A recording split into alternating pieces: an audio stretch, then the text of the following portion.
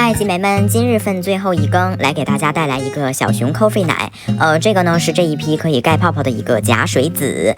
前面大家应该可以看到，为什么这个旁边呢会有这个白点儿？集美们，这个白点儿是因为用色素染色，用色膏染色的时候，它没有完全和均匀，它的就是色素的一个沉淀，所以大家不用担心。